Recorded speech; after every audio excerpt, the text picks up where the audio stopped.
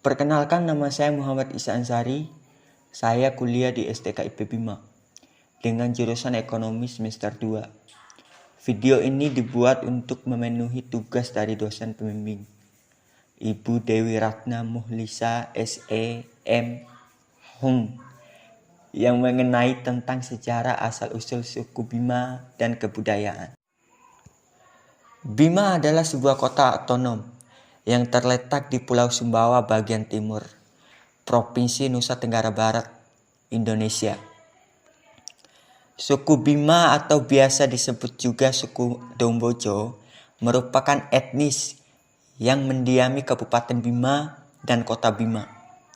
Suku ini menggunakan bahasa Bojo atau Ngahimbojo. Suku Bima dikabarkan telah ada sejak zaman Kerajaan Majapahit.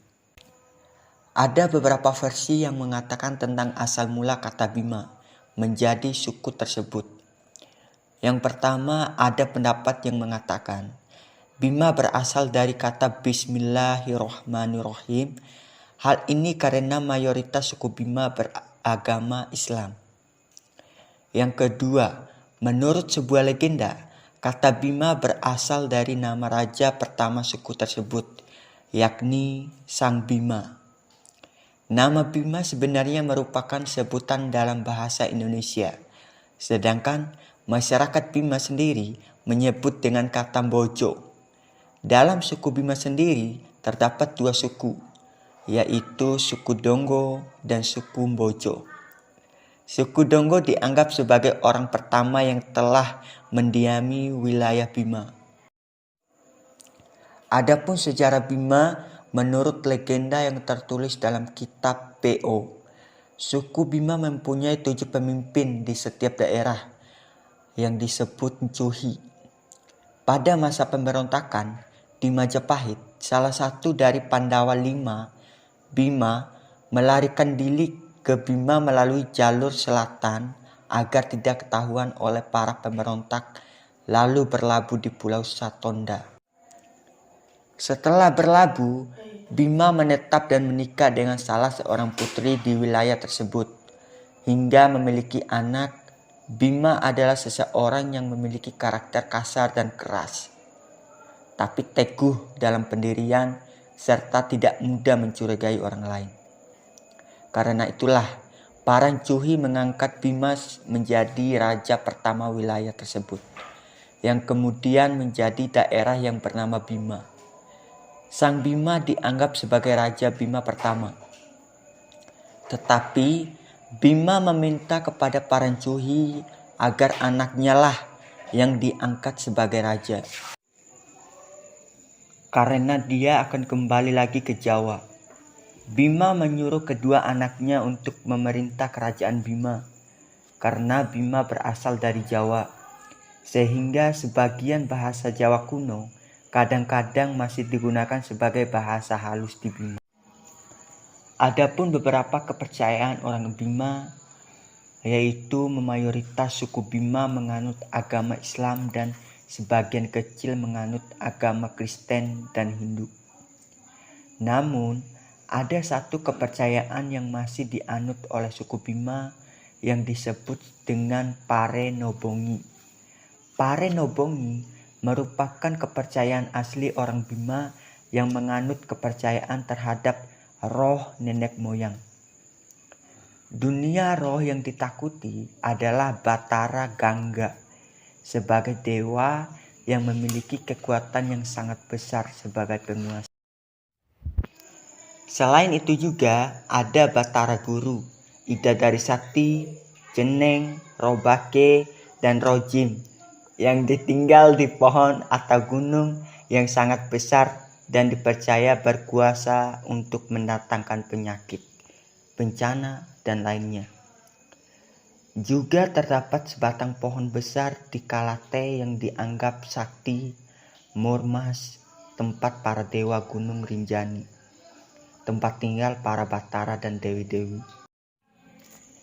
Dalam masyarakat Bima, bagi kaum perempuan memiliki pakaian khas, semacam sarung sebagai bawahan. Ada juga yang menggunakan 2 buah sarung yang disebut rimpu.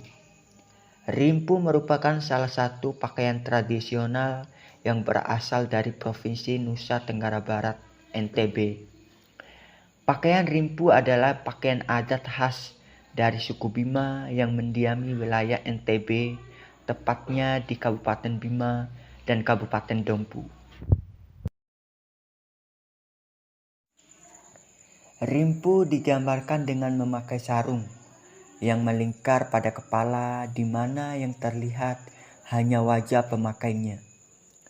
Seorang gadis yang menggunakan 2 lembar kain sarung untuk menutupi tubuhnya, sesuai dengan kaidah menutup aurat menurut agama Islam. Rumah adat suku Bima bernama Umalenge. Umalenge berasal dari kata Uma, yang berarti rumah, dan lengge yang berarti mengerucut. Rumah tradisional ini adalah bagian dari budaya warisan nenek moyang suku Bima. Bahan utamanya berasal dari kayu, punya 4 tiang, serta atap yang dibentuk dari alang-alang. Rumah tersebut memiliki struktur terbuat dari kayu. Keseluruhan elemennya saling kait-mengait sehingga menjadi kesatuan dan berdiri di atas tiang-tiang. Suku Bima memiliki tarian khas seperti tari Buja Kadanda, tari perang, tarian kalero, dan masih banyak lagi.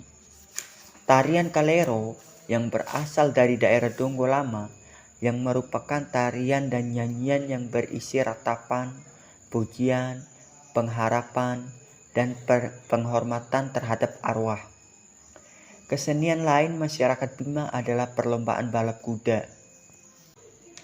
Bahasa yang digunakan adalah bahasa Bima atau Ngahimbojo yang termaksud dalam rumpun bahasa Melayu Polinesia. Bahasa tersebut terdiri dari berbagai dialek, yaitu dialek Bima, Bima Donggo, dan Sangiang. Mata pencaharian utama suku Bima adalah bertani. Suku ini sempat menjadi segitiga emas pertanian bersama Makassar dan Ternate pada zaman Kesultanan. Oleh karena itu, hubungan Bima dan Makassar sangatlah dekat. Karena pada zaman Kesultanan, kedua kerajaan ini saling menikahkan putra dan putri kerajaan masing-masing. Selain bertani, masyarakat Bima juga berladang, berburu, dan berternak kuda yang berukuran kecil tapi kuat. Sejak abad ke-14, kuda Bima telah diekspor ke Pulau Jawa. Tahun 1920, daerah Bima telah menjadi tempat pengembang biakan kuda yang penting. Para wanita suku Bima membuat kerajinan anyaman dari rotan dan daun lontar, juga kain tenunan, tembeng goli yang terkenal.